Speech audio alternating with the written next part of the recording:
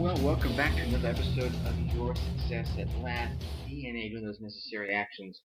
I'm going to go completely off book here. As many of you know who've listened to me more than a couple of episodes, I don't script these per se, and actually, I won't even play with words on you. I don't script them.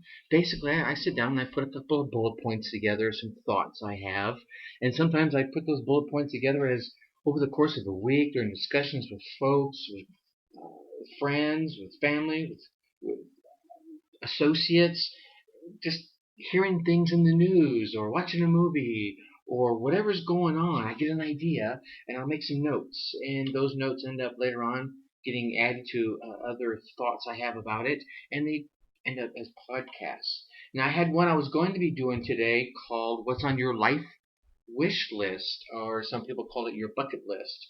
So I'm going to save that for another day. I really just was getting ready to come in here and sit down and record this episode for you, and something hit me, and it's all about rolls. Rolls, and I'm not talking about the yummy ones that you smear with butter and eat with dinner. No, I'm talking about roles, your positions, your stations, the parts you play in life, or the parts you serve in life. Are you a mom? Are you a dad? Are you really a mom? Are you really a dad? Are you a husband? Are you a wife? Are you a boyfriend? Are you a girlfriend? Are you a boss? Are you an employee? Are you straight? Are you gay? Are you Catholic? Are you Jewish? Are you black? Are you white? Now, I'm not pulling any PC codes right here. I'm just saying it like I feel it. We serve so many roles, and sometimes society just stuffs us right in the middle of these roles, and we start getting robotic about them. This comes to a couple of episodes about where I talk about thinking. We have to think. We can't be sheep, right? We get into these roles, or we get boxed into these roles, maybe by our parents, maybe by our teachers, maybe by our friends, a spouse, a child, ourselves, society, our job. Who knows? It could be anything. And I'm not giving this as an excuse, because we all have a certain level of self-control that we can take over our lives. Am I saying it's going to be easy? Maybe you're 50 years into your role, right? And you're like, oh, I can't get out of it, Tracy. Well, you can. You might not be able to do it immediately tomorrow. Are you a battered woman? Are you abused? That's your role right now. Do you want that role? Heck no, you don't want that role. I know it. You're the kind of person that wants more from your life. Otherwise, you would not even click play on a show like this. Maybe you want more money. Maybe you want a better job. You want new relationships. You want better kids, right? You want a faster car. I don't know what it is. What's improvement for you? You want something more, which is why you seek out a program like this. But you're stuck in a role. And that role could be self-defined by yourself. Hey, I'm going to be the best dad ever. And in the process of becoming the best dad ever, you give up on dreams of your heart. You squelch your heart song, you might say, for your kids. And I'm not saying that you shouldn't sacrifice for your children. God knows I've done it, and raised two beautiful women in the process, and I'm very proud of it. But I know if I could have done a couple of things differently, I could have made them even happier by making myself happier. And there's the key in that. I was serving a role to make them happy. And in the process, a piece of me got put on the side and wasn't happy. Right? That was my role. And that's what I'm talking about with this episode. There's sometimes you're getting so boxed into a role that you're forgetting something inside of you that just vibrates, just makes you come alive, makes you come out. I didn't know about my joy for speaking to audiences until, well, I guess I did kind of know about it, but I really learned about it when I was getting out and really promoting organ donation. As many of you know from other podcasts, I've lost a daughter. She was 16 months old when she passed away. And she waited for a small bowel and liver transplant. So I was out there talking to anybody that would listen about the benefits of organ donation. And I was speaking from the heart because I was going through it, right? So that passion came out of me. That role came out. And as I started going along, I started learning more and more about self-development. And after she passed away, it was almost cathartic for me to keep speaking in front of the audience and feed off their energy. Oh my God, it was awesome. And then I started talking about personal development topics like this one and like all my podcasts and getting the feedback from the audience. Oh, wow, what a great idea. I had one young lady walk up to me and say, you know what? After listening to you, I'm going back across the street. This is when I was working at Coca-Cola, and across the street meant Georgia Tech, and I'm signing back up for another semester. She had stepped out of her college life for a career, and she had realized, listening to one of my speeches, that she didn't have to give them both up. She could live both dreams at once. Heck, she deserved it and owed it to herself to live both those dreams. What are you squelching as you serve a role, right? Are you a husband that's serving the almost humorous role of the man that isn't the man of the house, right? It's almost an American joke. You listen to blue-collar comedy, you listen to comedians all over. It's a running joke about the woman running the household. And there's nothing wrong with that. And we all have a space to play. But what if you're better at it than your partner? And that's one of the things about being a partner. You're good at something and they're good at something. You two get together, you both do what you're good at, symbiotic relationship, and everything is awesome. That's the right role. However, if you get stuck into well, I'm the woman of the house, and what I say goes, and I'm going to run this, and you're going to do that, and you're going to make sure we have the money coming in, and I'm going to make sure it gets spent, or whatever it is, right? And there's the other role of the man that is dominant, and because he's dominant, the woman is less than him. See, I don't believe in that either, right? Women aren't less. Men aren't less. We're equal. We have our roles to fill. And what role do you naturally fill? Do you feel best at that you're not playing right now? Are you the killer boss at work, but the weak person at home? Are you brilliant at school, but when you go out with your friends, you dumb yourself down to try and attract somebody? Ooh, don't do that. And here's something, and I'm really going to go outside the PC world. Okay, I was lucky enough to grow up in the military environment, which means I got to grow up learning all creeds and colors and religions and sexual orientations.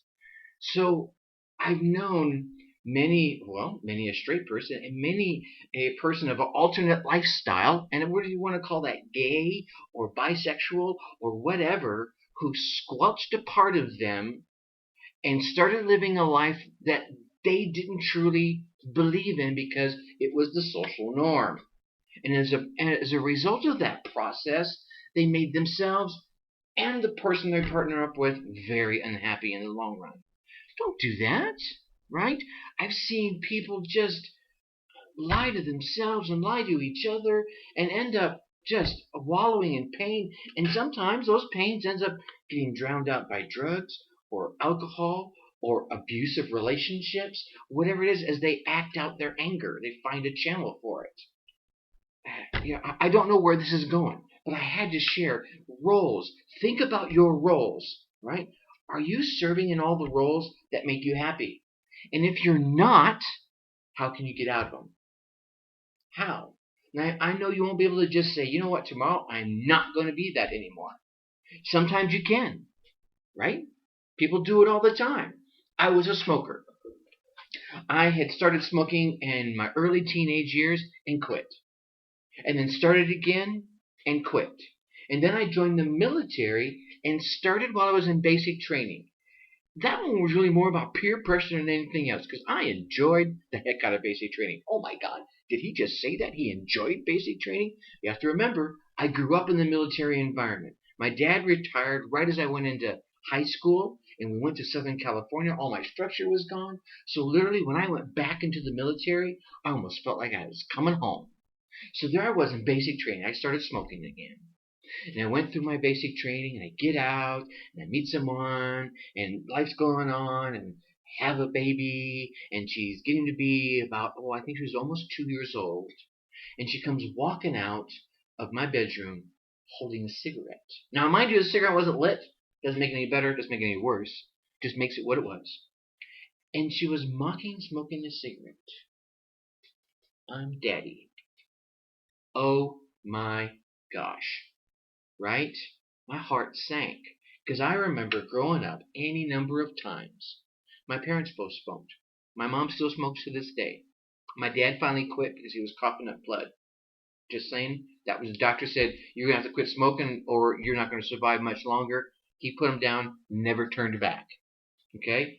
I saw my daughter, 2-ish years old, walking out, mocking me. And I was thinking to myself, I am not going to be my parent saying, don't smoke, as they lit a cigarette. Put him down, never turned back. I raised 2 non-smoking children.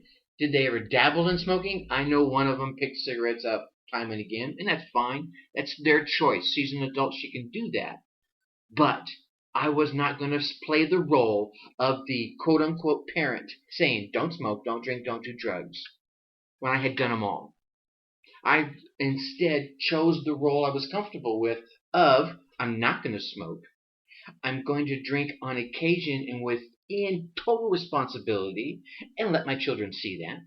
And I was going to tell them about my dark days in the drug world so that they knew I wasn't preaching from the ivory tower of dad. I was going to preach from them from the dirty streets of experience.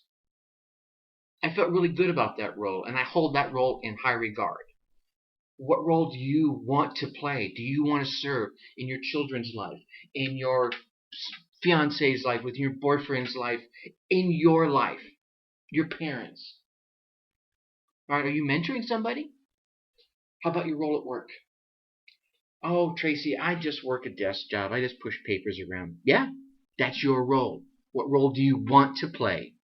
Do you want to roll up, right? Do you want to stay where you're at? And you're quite happy where you're at? More power to you. I met a young lady, Linda, and I can't remember her last name. Beautiful woman. She was probably in her mid-40s when I was working at Coca-Cola. She was an administrative assistant, and that's what they were called at the time, to the VP of marketing, North America marketing at the time at Coca-Cola. And I asked her, I said, what do you like about this role? And she went and she gave me probably about 75 reasons. Well, really, it was probably about 17 reasons. And I could feel the passion coming from her. She loved doing that job. She held that role in high regard. She was a communication hub of the entire department. She was the left hand of the VP. She was very proud of the role, and she enjoyed it with a passion, and it gave her time to go home, when the day was over, and be with her children. Wow, she was happy in that role. And there are roles that we play that society doesn't cotton to, right? Doesn't hold in high regard, that we as people hold in high regard. Moms are the perfect example. Moms are the backbone, and so are good fathers and good dads are the backbone. But yet, we're pushing them all to earn more money and burn the midnight oil and do this and do that and get the faster cars and get me the new iPhone and whatever else there is, right? Well, that sometimes spits in the very face of sitting down and coloring with your child. Or men aren't supposed to cry. Or men can't be silly, right? I tell you what, I can't tell you how many times I sat there and played Barbies with my girls, and I'm fine with that. I don't give a darn, right? So roles. Again, I'm babbling at this point, but that's one of the benefits. It's my podcast, right? But I want you to think about, we sit here and we talk about all these great things. What goals do you want to do? How do you see your life? The Vista Vision that I talk about on my forums. Laying all that out. A part of that is knowing what role that you want to play. And if you step back, what role you're in today. and then how you get from the role you're in today to the role you want to be in. And if you're in a role that you're very happy with and you just want to shine that puppy up a little bit, well, there you go too. With that, I'm going to leave you as I always do with think successfully and take action.